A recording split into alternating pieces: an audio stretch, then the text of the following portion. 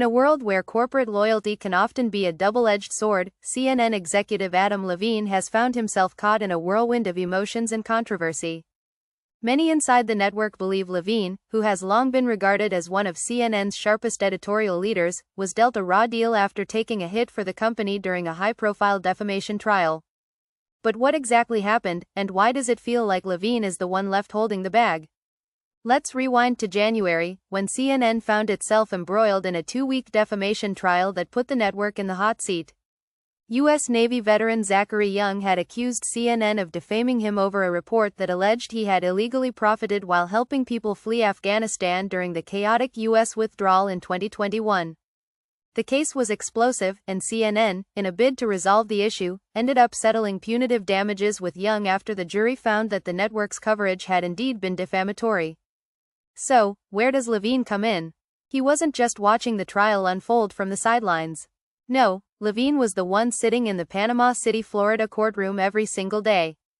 He was CNN's corporate representative, taking the brunt of the legal and public scrutiny on behalf of the company. Imagine being in a position where, for 2 whole weeks, you're forced to sit across from the jury, testify under oath, and defend your company's actions. Tough, right? For those who worked with Levine, there's a clear sentiment that he didn't deserve the way things turned out. A current staffer shared with Fox News Digital, "He always takes one for the team, now this." To many of his colleagues, Levine is not just a brilliant leader, but someone who's been through some serious challenges over the years, leading CNN through turbulent times and making countless sacrifices. So, when Levine was stripped of responsibilities just 2 months after the trial, it felt like a slap in the face. The change, confirmed by Fox News, sees Levine losing oversight of CNN's political coverage, a responsibility now handed over to Phil Rucker, the new SVP of Editorial Strategy and News. The shift has stirred emotions within the DC bureau.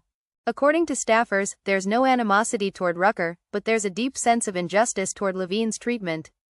As one anonymous staffer put it, "We've seen him make so many sacrifices for the good of CNN. He's brilliant, and he deserves much more respect than this." But here's where things get even murkier.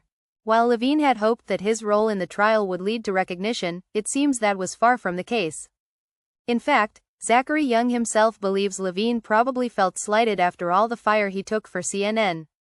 As Young explained, Levine was placed in an impossible situation, where he had to walk the tightrope between defending the network's actions and acknowledging the legal realities. The irony? His sacrifice, though admirable, didn't seem to protect him from the fallout. In the trial, Levine testified that CNN's public apology to Young was purely for legal reasons, a tactic designed to mitigate the risk of further legal action. But that explanation only added to the discomfort, as it forced Levine to disavow the network's earlier apology, admitting it was simply a legal maneuver. Imagine the pressure of that, especially when the public doesn't see the full behind-the-scenes picture. Ultimately, it seems Levine expected better from CNN. And who could blame him? After all, he had defended the network with everything he had. Yet, here he is, sidelined and stripped of power, leaving many to wonder if his loyalty was truly valued. So, what's next for Levine? While CNN has remained tight-lipped, the reality is that many staffers believe he deserves better. And perhaps, just perhaps, his sacrifice will be remembered in a different light, one that reflects the real cost of loyalty in the high-stakes world of media.